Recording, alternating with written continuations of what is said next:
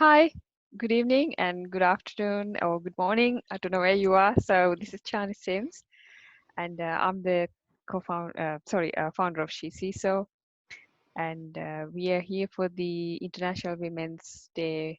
It's actually March is International Women's Month for 2020, and we are here hosting a series of podcasts to highlight the fantastic females in the industry. And we got Sarah Janes today. Hi, Sarah. Hey, yeah. You're right. Yes, I'm good, thank you. Bit cold, but doing all I right. know. I'm the same. I'm still in my jumper. It's getting cold, and Yeah. but yeah, it's nice to have you here, and I can't wait to listen to your talk because Thank I have no idea what it's going to be. you. So, just to give a quick introduction about the CISO platform, it's a give back initiative. It's open give back initiative for to bridge the cybersecurity skill gap, diversity, leadership gaps in the industry, and it's a mentoring platform as well for creating emotionally intelligent cybersecurity leaders. And it's currently being sponsored by Meta Defense Labs, my company, and we work towards creating a supportive community and helping each other. And initially started as a 5-day boot camp to get more people into cybersecurity. So we gave up to 100% scholarships to get people trained and then introducing them to the leaders in the industry. Then it evolved into quarterly meetups, then monthly mentoring calls as well. And it's gone great since then. We got quite a lot of members here as well as actually all over the place. We got people from America, Europe, Asia. So joining these monthly mentoring calls as well. And we are planning to have the next boot camp in London, but with the coronavirus situation, I think we might probably go online. So it might be a better way actually if things go as planned. But yeah, that's where we are. And my background is I've been in the industry for about 17 years. Started as IT consultant and worked my way to specializing in cybersecurity and co-founded Meta Defense Labs. I work as a virtual CISO, cybersecurity consultant, data protection consultant, and I'm also a Cyber Essentials assessor, ISME assessor, and also ISO 27000 auditor. That's kind of my day job. And CISO work is like pretty much volunteering work. Um, Tell me about yourself. What do you do and how you got to where you are?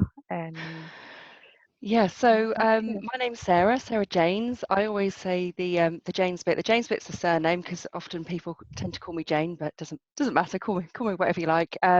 So yeah, I run a small business called Layer 8, which means I get to do all the things I love, from kind of working with organisations, putting security culture change strategies together, running security champions programs, to all the things that I hate, like doing VAT returns and chasing invoices, all of those sorts of things. And Join the club. yeah, I know. In between, sort of, I've got a 7-year-old daughter trying to figure out how to be a mum and raise her, training for triathlons. So I've got loads of stuff to keep me busy. Wow. I guess I'm going to tell a similar story to a lot of people about how I got into the industry, which was kind of by accident. I remember having done my GCSEs, going back to A levels and sitting in a geography A level. I think I had a 2-hour lesson about a leaf. And I remember sitting there thinking, I don't think I'm ever going to need to know this much information about a leaf. So I applied to BT to do a modern apprenticeship because it had the word marketing in the job title, and I ended up in the security awareness team. I obviously hadn't read the job description very well because I had no idea it was actually in security. Yeah, and that's kind of where I started, and ended up loving it. Got a bit of a passion for the people side of security. Did some worked there for quite a while. Worked at some other small businesses doing kind of consultancy around security awareness and behaviour change, and then 2015, set up my own business. So yeah, Oh, that's like how I got same there. as we did. Yeah, we also set up business in 2015. That's Oh, great. brilliant, brilliant. So, tell you about who kind of, um, what would you give your younger self if you were to, look back? Oh gosh, I think not to be scared of things. I remember my first director's role. I think I was something like 28, and I remember kind of almost like choking on the words when I introduced myself as the ops director, because I thought nobody's going to believe me. They're going to think that I'm a fraud, And I think I would say, yeah, just be who you are. I think I spent so long kind of trying to work out what um, what I should be behaving like to be a director, that I forgot just to be myself. And now, kind of 10 years down the line, I've worked out how to just be me. And I'd love to give that to my younger self. I think I'd have given myself a lot less stress. Yeah, I think it's always easier when you're just you, right? You don't Mm, have to pretend yeah, yeah. and then remember all that as I well know. because You always get found out, don't you, if you lie? yeah, yeah, that's the thing. People have this kind of, I don't know, expectations like, yeah, you have to look like this or you have to be Mm, like this.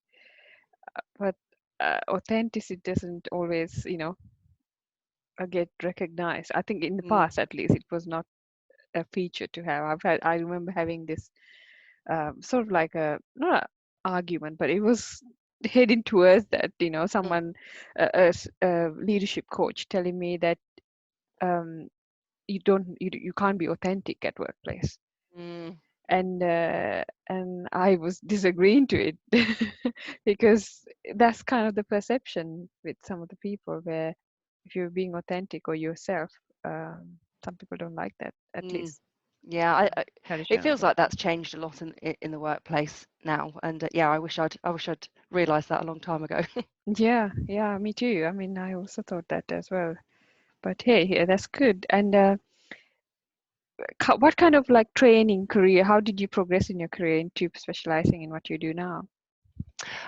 Well, I after I sort of left school and went to do this modern apprenticeship at BT, I also then went back to university and did something called professional communications. So in that, I was learning a lot of things about psychology, about why people are motivated to do certain things. I learned a lot about linguistics, how to use the language and how to write well, etc. Um, and I suppose also as well, I kind of looked at the bog standard security awareness that was often happening, that I think, organizations still sometimes need from a compliance perspective, the tick the box. And I thought, well, I don't, I don't want to just be doing that. I want to actually see people changing behaviors, and that was when I sort of branched out a little bit further. And also I saw a lot of behaviour change programs that were perhaps were only accessible to people that had budgets to bring in a big four. And I thought, no, there has to be a different way of doing this. There has to be something easier and simpler. So Yeah. No, that's very true. I mean, I also believe in cultural transformation because you can't just go and, you know, do your little boxes, firewalls, mm, patching, and then think, yeah, you got your security sorted. But it mm, has to be a cultural change. I mean, I also advocate a lot around, you're not just doing a checkbox exercise, mm, but it has to be a cultural change. Otherwise, mm. it's not gonna work. It's all about people, process, and technology, isn't Yes, it? yes. Yeah. And what kind of work do you do in in your day-to-day job? So it sort of ranges from helping people set up security champions networks. I'll kind of talk through that, a case study when we go through the presentation in a bit, but Mhm. using sort of some different frameworks and mechanisms to do security champions. A lot of people perhaps struggle with how to set up a champions network, how to sustain them, how to motivate people within the network. etc. So I do a lot around that. At the moment, I seem to do a lot of writing, so writing different training materials for perhaps executives, how to engage executives with security awareness, and different types of organisation. We do a lot. I do a lot of workshops as well. So kind of getting in front of people. Perhaps people have got a particular team of senior managers that are not so interested in security, and getting people involved in that, writing strategies around security culture and awareness as well. So yeah, it's pretty focused down into the people side of security.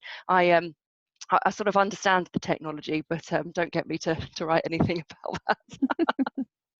No, that's brilliant. I think the champion, that's something I tell my clients as well, you know, find your champions with to work with, because they always complain, oh, we don't have the right people, we don't have Yeah. enough. Why not use the stuff that you already got? So I'm really interested in listening to how you can do that, because it's Yeah. that's something, you know, we can help as well Mm-hmm. in terms of talking to different clients, because they always think security has to be like your, people think it's like rocket science. Mm-hmm. It doesn't have to be.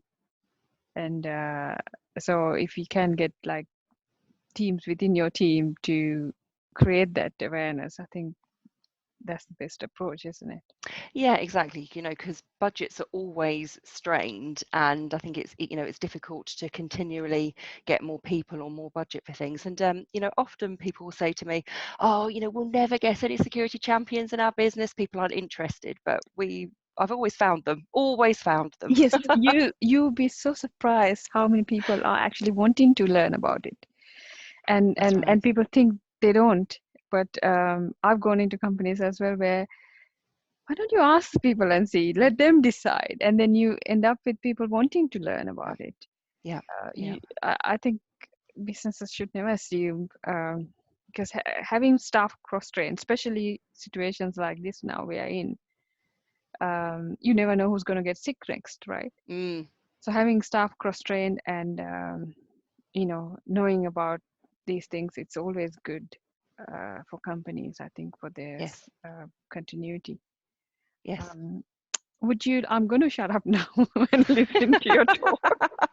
So I'll go on mute and I'll let you start your talk. And Okay. I'm really looking forward to listening. Thank you. Thanks. Okay. So what I was going to do today is basically share a case study of a Security Champions Network. Well, the first Security Champions Network that I set up, sort of 2015, 16, I think it was now. So I'll talk through that. I'll also talk through the framework that I then put together after that, or alongside it, to show you that there's a framework, and also then talk to you, because I've done quite a few since then. So I have now learned some of the mistakes and some of the tips for success, I guess. I'll continue to learn as well, and then I was going to also share just a few techniques for how to get started. But I'm going to start with a little story. It actually starts right back 20 years ago, when I was a security admin at BT. And there was this one day that I just remember really vividly, because there had been a data breach, old style data breach. There's a man on a train talking way too loudly on his mobile. And he had ended up revealing some really sensitive information about a merger. Now, unfortunately for him, it resulted in this merger falling through, actually. Because there was a journalist sitting close by. He'd listened, he'd reported it in the media, and yeah. So the head of mergers and acquisitions, this is why I remember the day so well, the head of mergers and acquisitions, who we kind of never saw in security, had flown out of his office into the head of security.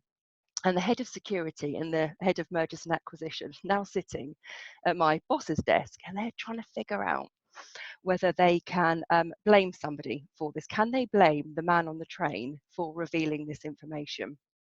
Um, my job, because I was the junior security awareness admin, is to log into our e-learning platform and see whether he'd completed his training. And every time I tell this story, people always kind of go, yeah, I've had one of these before, because of course what I found is he had done his training. But not only had he done his training, I think he'd done it something like 48 hours before revealing all this info on the train. So every time I tell the story, like I said, people kind of nod their heads, because they're like, I have a similar story. Yes, it's happened to me as well. And I sort of asked the question, why are we stuck in this perpetual loop of telling people what to do, presenting the new risks and threats, and not really seeing any changes in behaviour? And I still hear similar stories 20 years on from my original story. So I guess that was until I started working with this particular client. He was actually somebody that I'd known from my old BT days, and we got chatting, and he said, I've got quite a big problem at the moment with something going on in my area. And he said, Sarah, the answer is simple. We just need to change a few really simple behaviours. He said, there's no big technical issue here. There's no big process issue here. It's just a few simple changes in behaviour. So kind of I went away scratching my head thinking, what can I do that's different? I don't want to just go back with a normal here's a list of kind of do's and don'ts and things that we should tell people to do. What can we do? What can I do that's different? And I remember thinking, I need something that puts people at the heart, and has a way for discussing things, using conversation, because I knew that from my previous year's experience that when we engage with people face to face, that's always the best chance that we have to change behaviour.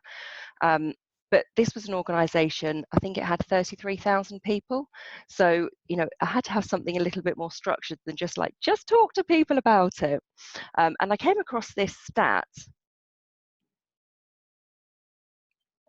So this was a stat about appreciative inquiry, and appreciative inquiry had been used in the energy sector, and it had got some really quite cool outcomes. That one on the screen there, where it had prevented over 5,700 metric tons of CO2 going into the atmosphere.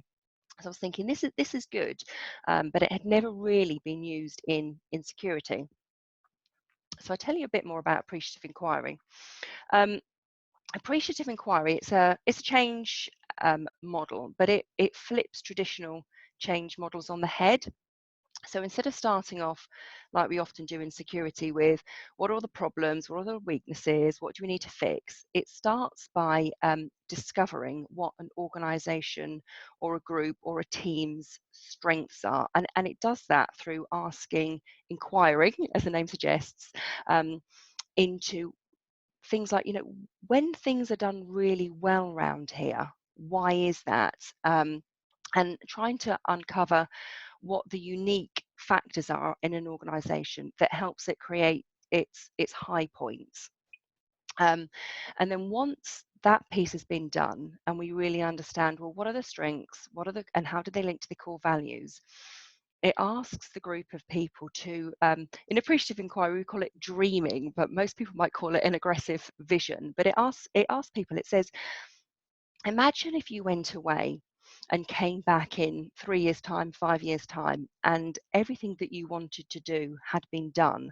What would it look like? What would people be doing? So it kind of asks people to imagine a future with no barriers in place. It's so easy when we're asked to think about what we want to do that we kind of put all of these constraints and walls and barriers around it, but it gets rid of those and says, okay, let's imagine they're not there.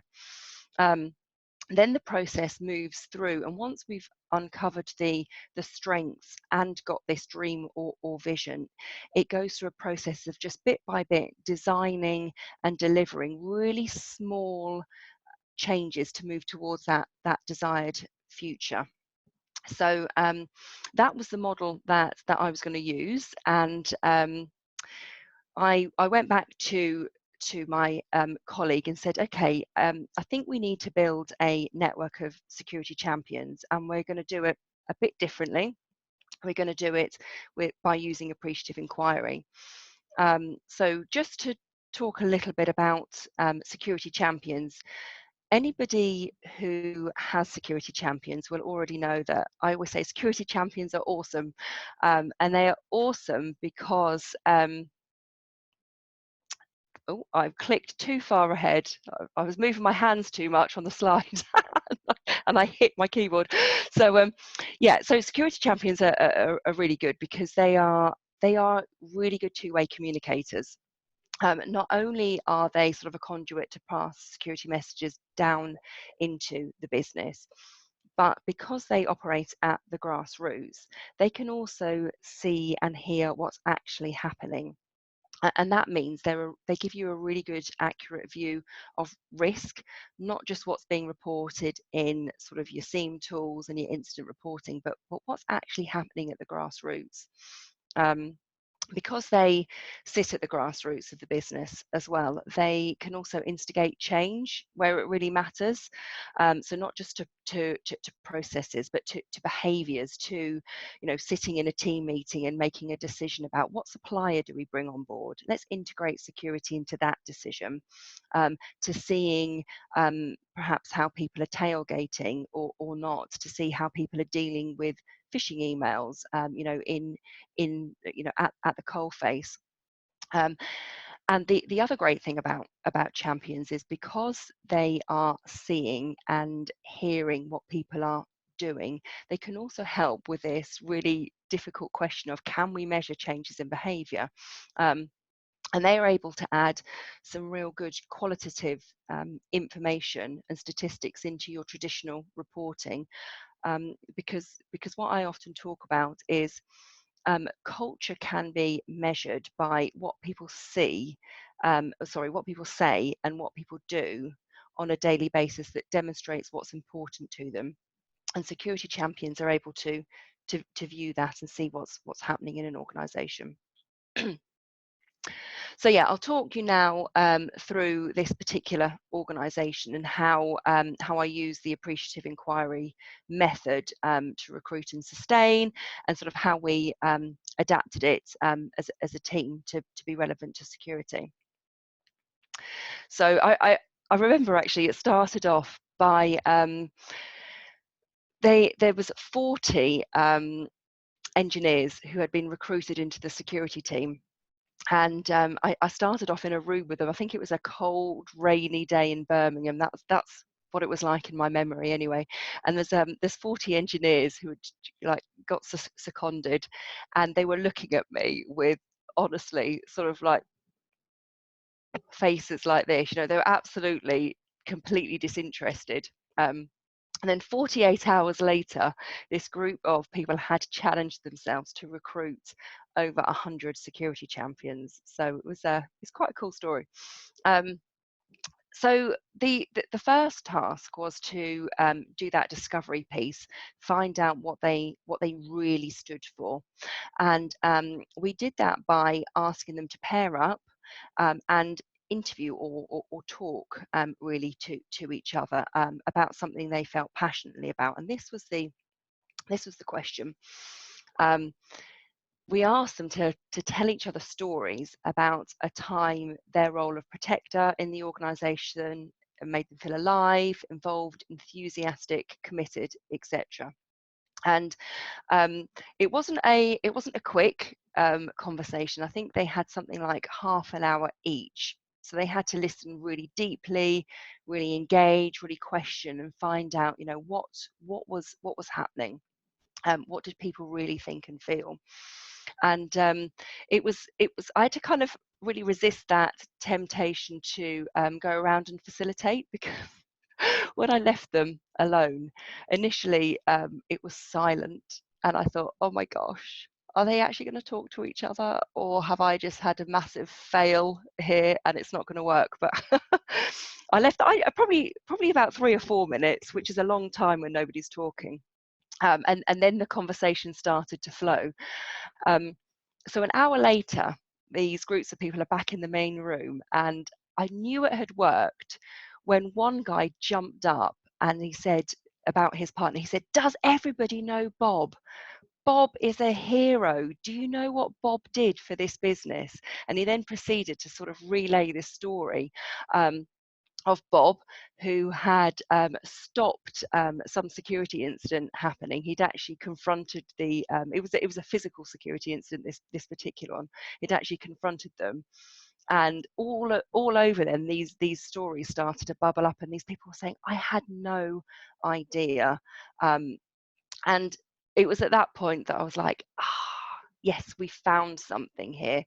And what we had found is we had found that, you know, the real strength, the real motivation that underlied why these people were doing what they did, apart from the paycheck. And that was that they were really proud to do a good, solid, hard day's work for a British household name. And you can probably see here it was Openreach, and the head of security at Openreach is quite happy and open to share his story. So if you ever want to get kind of the inside track on it, he's quite up for that. So what is it about appreciative inquiry? I said, you know, inquiry, it's about the good questions. It's about getting some really good, really insightful questions. A few there on the screen, but the tip that I love is probably the simplest, which is, you know, great appreciative inquiry questions should always invite people to tell a story, because don't we love to tell a story? Don't we love to hear a story? And that's when people really start to open up and you start to find out what's going on inside, not just what the you know, the book cover wants to tell you. So I would suggest give some of them a try in a safe environment, because sometimes they don't work. Like, for example, the one that I asked at the bottom, I asked this of a finance director, and you know, what are your main objectives this year, and how can security help them? And he sort of retorted and went, "Yeah, exactly. I can see you shaking your head." He kind of went, "Well, this is what I have I've to had do." that. So That's a good one. Okay. so yeah, he was like shaking his head at me and saying, "Well, you know, it's not really important, Sarah, and you know, security doesn't really feature." So then I'm on the back foot and I'm saying, "Well, it really does. And what about this case? And aren't you worried about this?" And then I'm really starting to use all the fudge, you know, the fear, uncertainty, and doubt. And I thought, you know, come on, this isn't working. I was just on the back foot. The question above, I rewrote and used, I've used since. And what the way the question above is written is, it means it, you know, it really starts to get personal. We really start to find out, well, what does this person actually stand for, rather than what does it say on their job description? What do they want me to hear? Let's find out about what they did and why. Let's appeal to their ego, if you know, if they have an ego. Let's appeal to something else for other people. So the questions are really, really important. So what I guess I'd figured out by this point, in the case study, is that when we say culture change takes forever, yes, we're right to a certain extent. You know, culture change across an entire organization, a large organization, can take a long time. But actually, it can start quicker than we think. And the very first question that we ask starts the culture change. It starts the change process happening. And you know, we have to be careful about that first question, because it does set the tone for the future. So what next? So the next part was, I guess, probably a more traditional approach to planning. We'd found the strengths. We had worked together to look at what a future could look like if people were being secure. quite specific. We had to look very specifically at what behaviours we wanted, and then it was about planning how it would go viral. This piece of the workshop we had to facilitate quite carefully, because we're talking to a group of people that they were long-term employees. They were used to telling people what to do. They were very task focused, and of course here we're asking people to do a lot of other things before they get to the actual doing of the task. But the great thing is, once we'd worked out the strengths and the vision, organising how was much easier, because we had a group of people that were already bought into it. So because the group had really enjoyed the conversation piece, they decided that they were going to go out to the rest of the business, engage them in a conversation about security, and about what they had done and felt passionate about. And then at the end, they would ask them whether they wanted to become a security champion. It was, I think, with some trepidation, I remember at the end of that workshop, that they decided on 100, because I think to begin with they were thinking, 100, are we really going to get 100 people kind of going, yeah, I want to, or I'm interested in becoming security champion. But we knew that it would work, because when they came back, I think they had 3 months before our next workshop, and they had completely stomped on their target of 100, and they had got 300 people who'd put their hands up and said, yeah, I'm quite interested in becoming a security champion. Let me find out a bit more.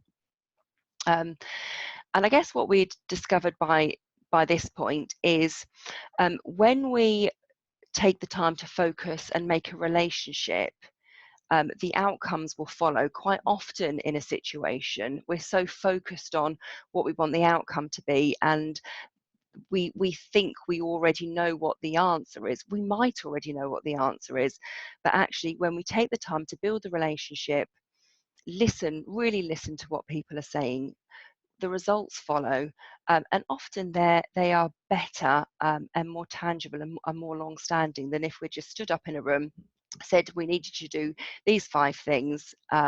It doesn't always work. So back to the case study. So what we had done by this point is, they still didn't really know what becoming a security champion might look like, and that was for a reason, because we needed them to be in control of designing their own future. Going back to the Appreciative Inquiry process, this wasn't about them joining in and on day one receiving a massive pack with a job description and a set of objectives, and everybody runs a mile.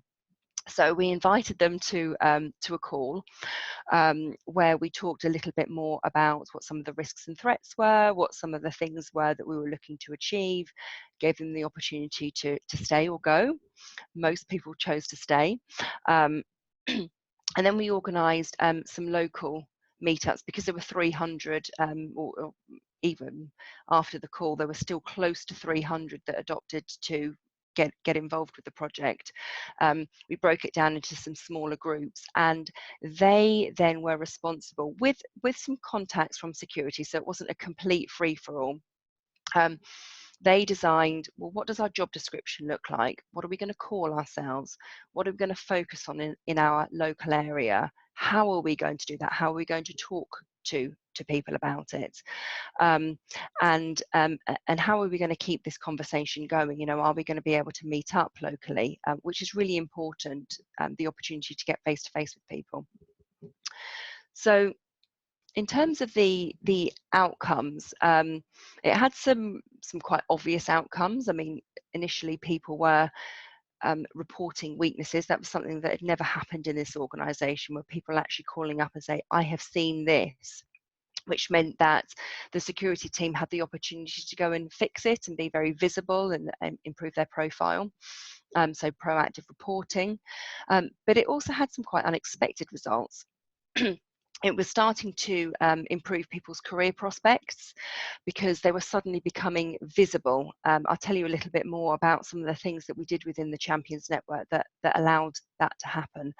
But they were being put in front of senior managers, being taught how to be influential, being taught how to give presentations, how to communicate with people.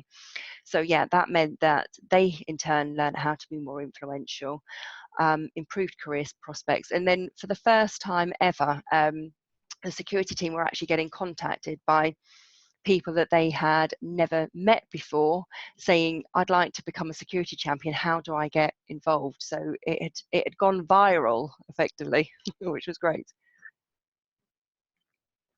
So That's such awesome news. yeah, I know it doesn't often happen. I think if we went back to, I think it was about 6 months that it took to get to that place. Yeah, It's if like we this CISO's ultimate dream. mm, Everyone wanting to be that, right? It's yeah, brilliant. absolutely. I mean, yeah, obviously there's things that we learned along the way, and some people that dropped out. But yeah, because they had thought of it in a very different way, they did get a lot of people saying, "Hang on a minute, how do I get a piece of this?" So. Yeah, so like I was saying, I've done this now at a few organisations, and what have I seen that's gone wrong? What have I've made mistakes as well? And I guess the first thing is our kind of insatiable need to over organize things, and I have to really kind of check myself when I'm using appreciative inquiry, because I want to over organize things as well. But of course, if we've got a group of potential champions that that sign up because they've got a passion, because they think they might you know, because it links in with their core values, they might get the opportunity to collaborate on what it looks like and actually design the program. If they turn up on day one to be told exactly what to do, they run a mile.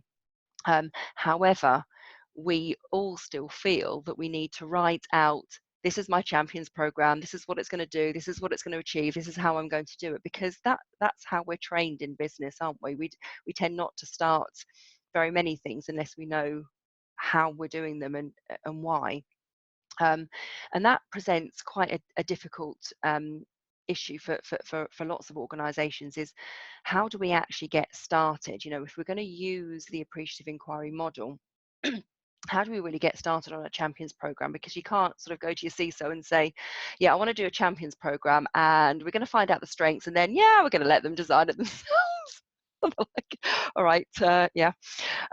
So here's 3 things that I've seen other people do to start a champions program using appreciative inquiry. And the first one is do it by stealth. So of course, in the end, the champions program needs a lot of time and resource, and it will probably need some budget, but it doesn't cost anything to start talking to people.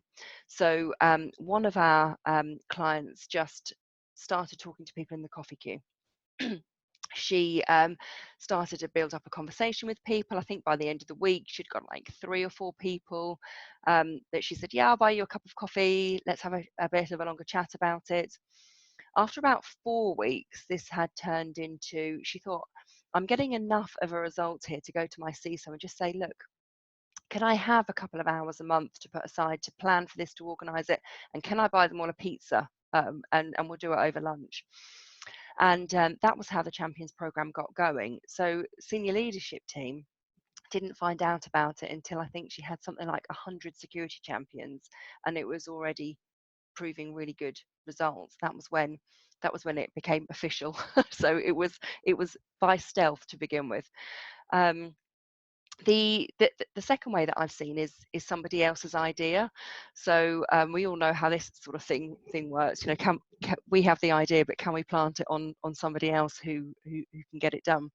And this particular organisation, it was a financial institution. And they had the opportunity to get in front of, again, their senior leadership team for like the 1-hour mandatory face-to-face cyber training. And instead of just going there and saying, look, here's all the things that you need to know, PowerPoint slide, PowerPoint slide, PowerPoint slide, they actually presented what an exploit might look like. They presented a social engineering scam, made it look like it could quite easily come into their organization. But what they were doing is they were showing this is how a social engineer works. These are their tricks. So they weren't showing the technicalities of a hack. They were showing how people use fear, how people use emotion, how people pick up things on social media. So then they said to the senior leadership team, okay, you know all the tricks of a social engineer now. And you also know what our biggest, what our most valuable information is. Now you plan an attack on this organization. So they basically got them to become the cyber criminal or the hacker for 20 minutes, peppering in all the time, champions, conversations, advocates, etc. And the chief operating officer jumped up about 10 minutes from the end, and he said, I'm going to be the security champion. I'm going to be your first champion. And we were like, yay, well done. Such a good idea. Never thought about it before. And of course, the fact that the COO had championed it effectively, championed the champions program, that was it, and it was off and running, and people wanted to be a part of it. The third thing on my list is write a provocation. So a provocation is part of the Appreciative Inquiry sort of tool set of materials. And oh, it's me again, moving my arms around too much and hitting things. So yeah, a provocation is a part of the Appreciative Inquiry toolkit of materials, if you like, or part of the process. And a provocation is a bit like a vision, but it's quite an aggressive vision. It really challenges, but also it takes in all the conversations and all the questions that you've asked, and it shapes this provocation or this vision around something that people can really, really buy into, because when they hear it, they hear part of the answer that they've already given you. And it's something you should be able to deliver a provocation in like a minute off the top of your head, because you know it's so quick and so engaging that if you are in the coffee queue with somebody, or you do get that real sort of fleeting moment with somebody that you want to try and influence, you should be able to deliver it that quickly. And that's often one of the challenges that I know a lot of senior leaders have is getting time on in the diary, or if they do get time in the diary, they get booted off the board agenda because something else comes on, and there they are, sort of stuck with not ever having the quality conversations that they want. So just on the right hand side of my slide as well, motivation. This is another tricky topic that a lot of people have, is perhaps they've started their champions program, but they're struggling to maintain it. So it starts with a bang, and then people start to drop out, or it takes a lot of effort from the security people to maintain and keep pulling people along to meetings. First thing I always say is, are your security champions volunteers, or were they volunteered? Because a volunteered security champion is always the first person to drop out. If people join the champions program because they're doing it for one of their core values, then they're much more likely to stay for longer. I ask them, have they created their own future? Again, we know that if you and I sat here and we came up with a plan collaboratively, I'm much more likely to deliver on what I've agreed with you, because I've invested personally. I promised to you that I'll do something. Whereas if you just give me a to-do list, I might find a way of making myself a bit busy or whatever. So, really allowing people to have part of that, be part of that planning process. It's quite tricky sometimes to think, I've got to let go.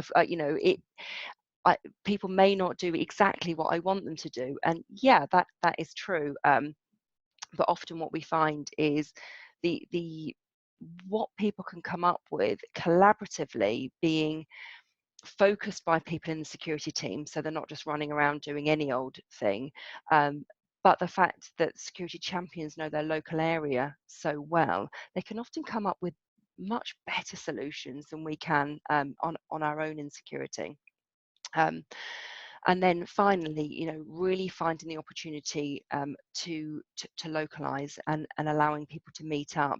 If there's that opportunity to have for people to get together, I know it's not possible in all organisations if they're widely dispersed, but if there ever is the opportunity to get security champions together, it's really, really helpful. One of the things that in this particular case study, where they'd gone from 300 champions to 600 champions, and that's still alive today, is the security team actually, instead of being sort of the administrators of the champions program, they became effectively the creators of opportunity. So what they were doing is they were going out there and they were finding projects for the security champion, and they were finding opportunities for the security champions to perhaps get in front of the senior leadership team, because there was a business-wide project, and they would say, right, security champions, shall we get involved in this? Who wants to get involved in this?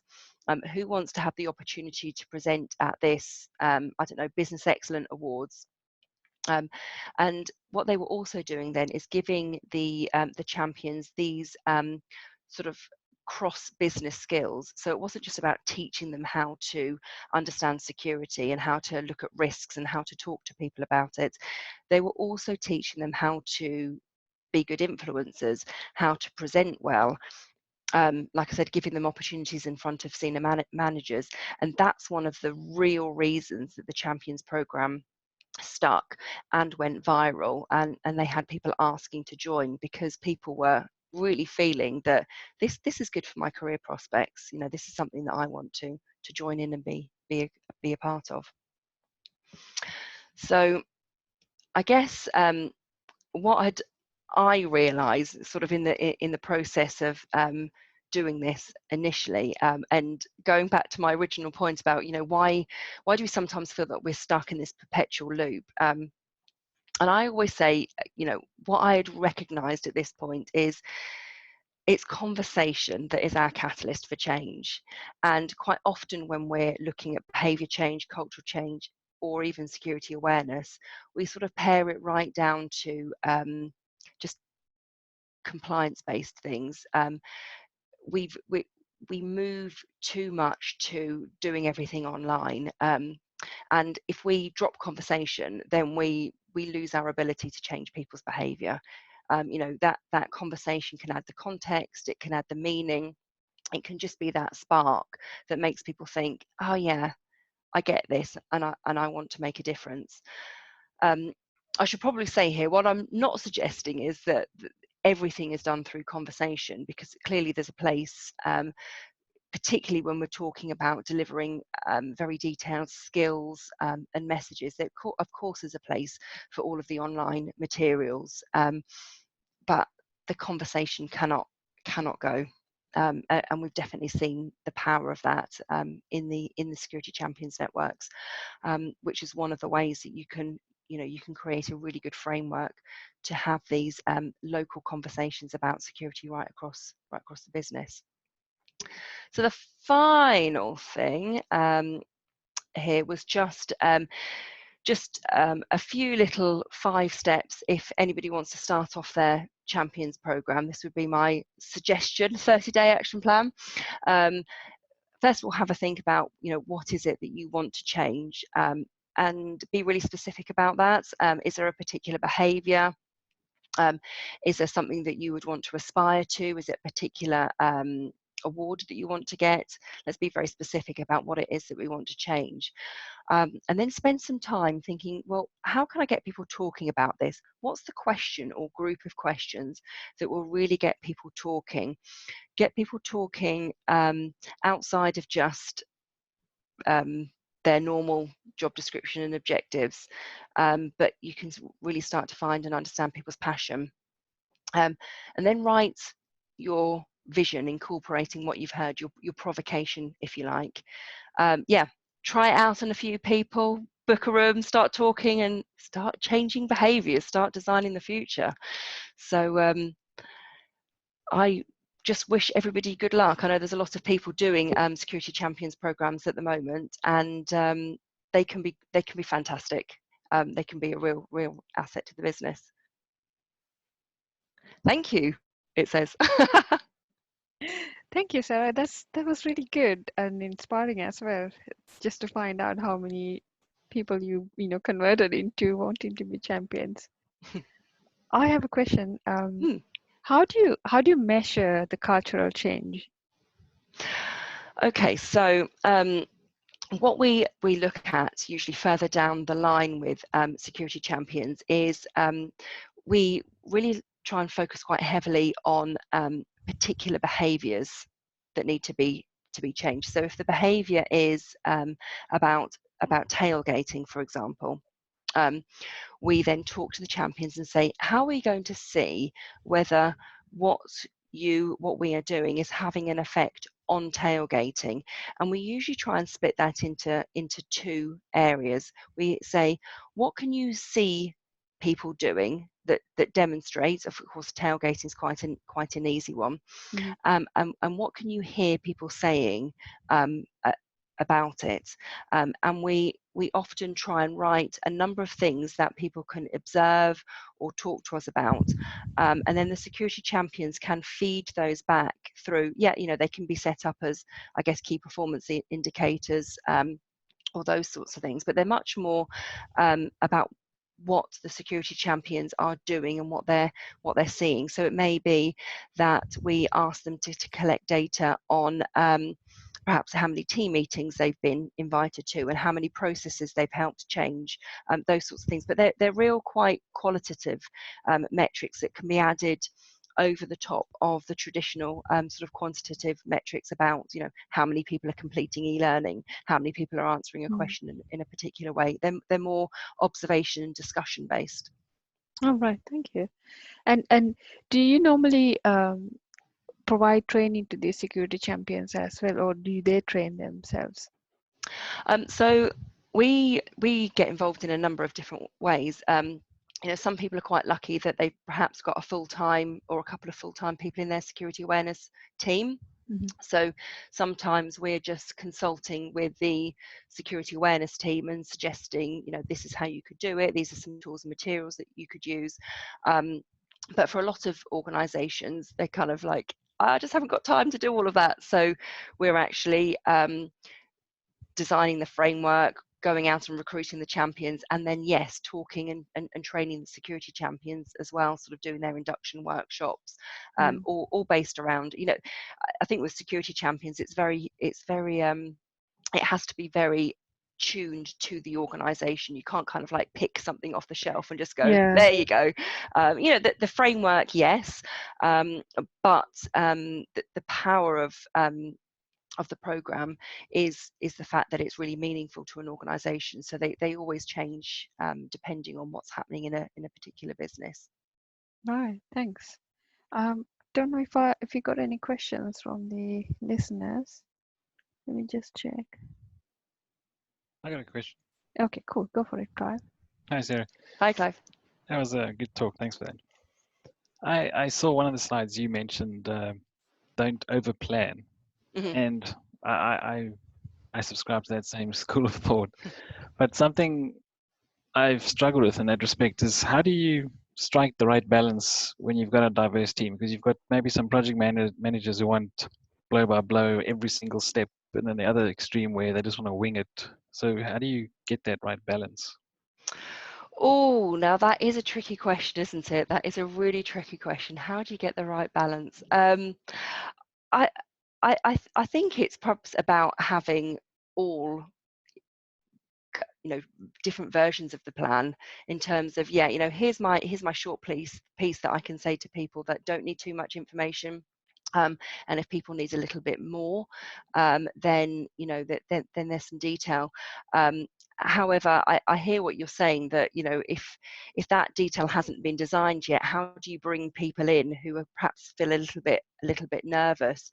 I suppose my suggestion would be to get them involved with the design process. I guess really, if they are the types of people that want the detail, then perhaps giving them the detail about the framework and about the process, and making them feel secure that, yeah, this will come, you will get the detail, but we're not doing it right at the front. So they still get enough detail to feel comfortable, but it's a detail about the appreciative inquiry process, about the framework, and about how the outcomes will be decided sort of along the process rather than right up front. Cool, thanks.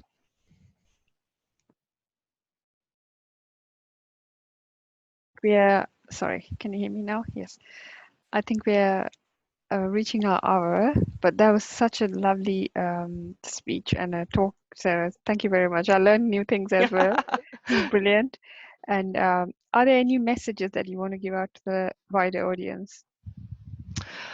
Oh, I just want to say, you know, have a go at starting a champions program, because they're brilliant. They're really good for organisations, and it's you know, they don't have to be massive. They don't have to be changing the world.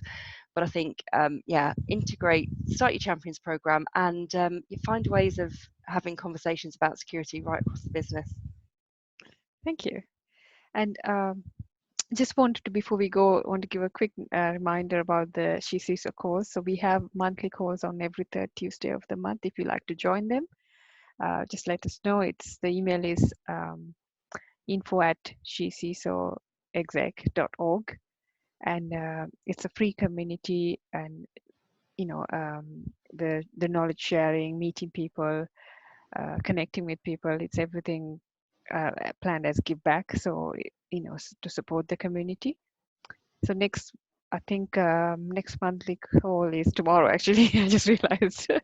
So we have a mentoring call tomorrow with Kevin Williams. He's the CISO of Pluralsight. We have these calls every third Tuesday, and usually 2 speakers, mentors joining and talking, and they're all on the YouTube website as well.